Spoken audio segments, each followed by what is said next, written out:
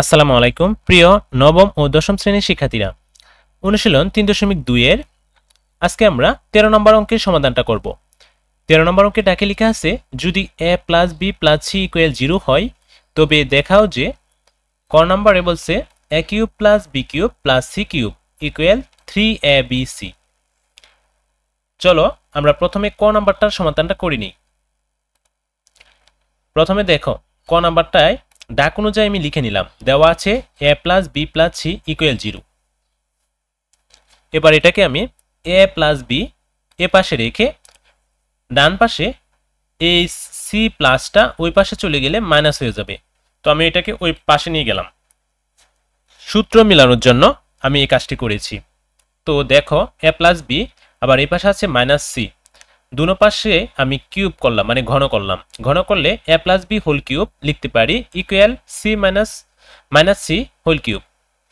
এবার a plus b whole কিউবকে সূত্র করলে পাবো a cube plus b cube plus 3ab into a plus b equal minus c whole cube.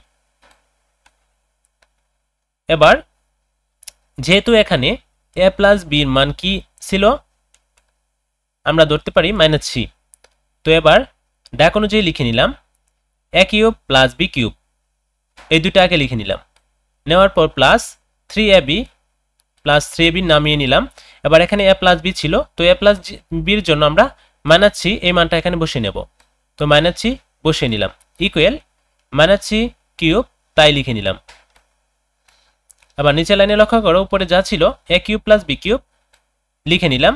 আবার এই মাইনাসের সাথে সামনে প্লাস গুণ হবে, গুণ হলে কি হবে প্লাস মাইনাসে মাইনাস, তাই মাইনাস বসিয়ে নিলাম। 3abc লিখে নিলাম ইকুয়াল ডান পাশে মাইনাস c কিউব, যা আছে তাই। এবার a cube plus b cube লিখে নিলাম, ডান পাশের মাইনাস c বাম পাশে নিয়ে আসলে প্লাস c কিউব হবে, তাই লিখলাম। আর বাম পাশের মাইনাস 3abc ডান পাশে নিয়ে আসলে 3abc হয়ে যাবে।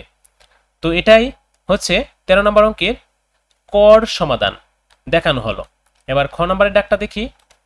খ নম্বরের ডাকে লেখা আছে b plus c whole cube whole square divided 3bc plus c plus s whole square divided 3ca plus a plus b whole square divided 3ab equal 1। চলো এটার সমাধান আমরা করে ফেলি। ডাক অনুযায়ী লিখে নিলাম a plus b plus c equal 0, সুতরাং a প্লাস b এখানে ইকুয়াল আগেরটার মতোই মাইনাস c লিখে নিলাম। সূত্র মিলানোর জন্য এই কাজটি করে নিলাম। এবার এবং b plus c equal minus a এটা লিখতে পারি, যেহেতু b আর c আছে তার মানে মাইনাস a লিখতে পারি। এবার c প্লাস a আছে লিখতে পারি সমান মাইনাস b। এবার লক্ষ্য করো ডাক যা আছে ডাকটা বই অনুযায়ী আমরা ডাক অনুযায়ী লিখে নিলাম। নেওয়ার পর উপরে এই যে নিচে যে 3bc 3ca এবং 3ab এই তিনটার লসাগু করে নিলাম। এই তিনটা লসাগু করলে হবে 3abc। আবার 3abc দ্বারা 3bc প্রথম ভগ্নাংশের হরকে যদি ভাগ দেই তাহলে পাবো a, আর এই a উপরে b প্লাস c হোল স্কোয়ারের সাথে গুণ হবে, তো তাই লিখে দিলাম a into b plus c whole square. এরপরে প্লাস চিহ্ন বসিয়ে নিলাম। এবার 3abc এই লসাগু দিয়ে দ্বিতীয় ভগ্নাংশের হরকে ভাগ করলে পাবো b, b দিয়ে c প্লাস a হোল স্কোয়ারকে গুণ করলে পাবো b into c plus a whole square. এরপরে তৃতীয় ভগ্নাংশে প্লাস চিহ্ন আছে সামনে, প্লাস চিহ্ন দিয়ে নিলাম। এবার লসাগু 3abc দিয়ে তৃতীয় ভগ্নাংশের হরকে যদি ভাগ করি তাহলে পাবো c, c দিয়ে উপরে লবকে a প্লাস b হোল স্কোয়ারকে গুণ করলে পাবো c into a plus b whole square. এবার লক্ষ্য করো নিচে লব 3abc ছিল তাই লিখে নিলাম। আর এখানে a ছিল আর এখানে b plus c whole square, তার মানে b প্লাস c এর মান কত এখানে মাইনাস a। তো মাইনাস a এটাকে যদি স্কোয়ার করি তার মানে কি 2 মানে a স্কোয়ার হবে, মানে উপরে যেহেতু স্কোয়ার আছে তাও মাইনাস a কে স্কোয়ার করলে কি হবে a স্কোয়ারই হবে। এবার a স্কোয়ার দিয়ে এই সামনের a কে যদি গুণ করি তাহলে a কিউব পাবো, এই যে a কিউব লিখলাম। এরপরে প্লাস চিহ্ন বসিয়ে নিলাম। এবার b আছে একটা আর এখানে c প্লাস a আছে গুণ অবস্থায়, তো c প্লাস a এর মান কত মাইনাস b, মাইনাস b কি স্কোয়ার করলে b স্কোয়ার হবে, এই বি স্কোয়ার দিয়ে সামনের বিকে গুণ করলে পাবো বি কিউব, এরপর হচ্ছে প্লাস প্লাস বসিয়ে নিলাম।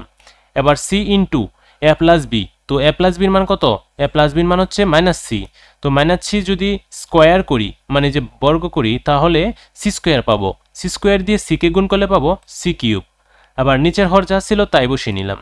এবার নিচের হর পরের লাইনে নিচের হর 3abc লিখে নিলাম, আর উপরে A cube plus B cube plus C cube.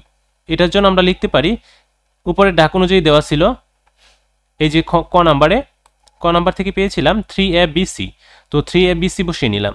বসিয়ে নিলে উপরে এবং নিচে মিল হওয়ার জন্য আমরা কেটে দিতে পারি, তো কেটে দিলে আমরা কি পাবো? 1, নিচে 1 পাবো উপরে 1 পাবো, তো আমরা একটি 1 লিখতে পারি। এটার ফল হচ্ছে 1, ডান পক্ষের মান 1। তো সুতরাং বাম পক্ষ সমান ডান পক্ষ প্রমাণিত। তো আমরা ডাক অনুযায়ী এটা প্রমাণ করে ফেলেছি। দেখো এখানে 1 লেখা আছে। এই ছিল 13 নম্বর অঙ্কের সমাধান। এবার আমরা 14 নং অঙ্কের সমাধান করব। 14 নম্বর অঙ্কে ডাকে লেখা আছে p - q = r হলে দেখাও যে p cube - q cube - r cube equal 3p/r। এবার চলো এটার প্রমাণ করি। প্রথমে দেখো ডাক অনুযায়ী লিখে নিলাম, দেওয়া আছে p - q = r, বা আমরা p - q এবং ডান পাশের r কে ঘন করলাম, উপরে কিউব দিয়ে দিলাম। তো কিউব দিয়ে দিলে আমরা এটা a - b হোল কিউবের সূত্র লিখতে পারি। তো লিখলাম p cube - q cube - 3pq into p - q, আর এ পাশে r কিউব।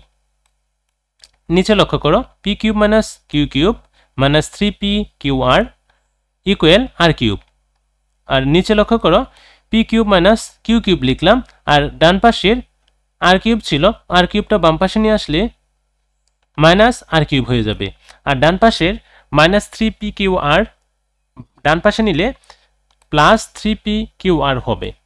এটাই হচ্ছে 14 নম্বর অঙ্কের সমাধান। এবার আমরা 15 নম্বর অঙ্কের ডাকটা দেখব। 15 নম্বর অঙ্কের ডাকে লেখা আছে 2x - 2/x = 3 হলে দেখাও যে 8 × x³ - 1/x³ = 63। চলো এটার প্রমাণ করি। তো ভালোভাবে লক্ষ্য করো, ডাক অনুযায়ী লিখে নিলাম, দেওয়া আছে 2x বাম পক্ষ, আমি বাম পক্ষের ডাকটা নিলাম 8 × x³ / 1/x³। এবার এই 8 মানে কি গুণ অবস্থায় আছে, এই 8 x³ এর সাথে গুণ হবে আবার 1 এর সাথে গুণ হবে, তাহলে কি হবে 8x³ - 8, 8 এর সাথে যদি 1 মানে 8 এর সাথে যদি 1 গুণ করি মানে 8 হবে। তো 8 বসাইলাম এবং নিচে x³। এবার এটাকে ঘন করে ছোট করে ফেলবো, তো ঘন যদি করি তাহলে 2x³ মানে 3টা 2 মিলে 8 হবে, মাইনাস 2/x হোল কিউব। এবার দেখা যাচ্ছে a³ - b³ এর সূত্রের মতো আমরা এটাকে সাজাতে পারি। তো লিখলাম 2x - 2/x whole cube plus 3 × 2x × 2/x into 2x - 2/x। এবার 2x - 2/x এর মান হচ্ছে কি 3 দেওয়া ছিল, আগেই দেওয়া আছে লিখে নিয়েছিলাম, ওই 3 বসিয়ে নিলাম, আর বাহিরে কিউব আছে প্লাস চিহ্ন দিলাম। এবার 3 এর সাথে 2 গুণ হবে আর ax কাটা যাবে। আবার 3 দুগুণে 6, 6 এর সাথে আবার 2 গুণ হবে, 6 দুগুণে 12, 12 লিখে নিলাম। এবার 2x - 2/x এর মান 3 বসিয়ে নিলাম। আবার 3 এর উপরে যেহেতু কিউব আছে মানে 3টা 3 একত্রে গুণ করলে পাবো 27, প্লাস 12 এর সাথে 3 গুণ করলে হবে 36। আবার 27 এর সাথে 36 প্লাস করলে পাবো 63। এটাই হচ্ছে ডান পক্ষ, আমাদের বলছিল 63 প্রমাণ করার জন্য, তা প্রমাণ করে দিলাম আমরা। সুতরাং বাম পক্ষ ইকুয়াল ডান পক্ষ প্রমাণিত। তো প্রিয় শিক্ষার্থীরা, আজকে এই ক্লাসে 13, 14 এবং 15 নং অঙ্কের সমাধান তোমাদের বুঝিয়ে দিতে চেষ্টা করেছি। পরবর্তী ক্লাসে আমরা 16 এবং 17 নং অঙ্কের সমাধান করব। পরবর্তী ক্লাসের আমন্ত্রণ জানিয়ে আজকের এই ক্লাসটি এখানে শেষ করলাম। সবাই ভালো থাকো, সুস্থ থাকো, আল্লাহ হাফেজ।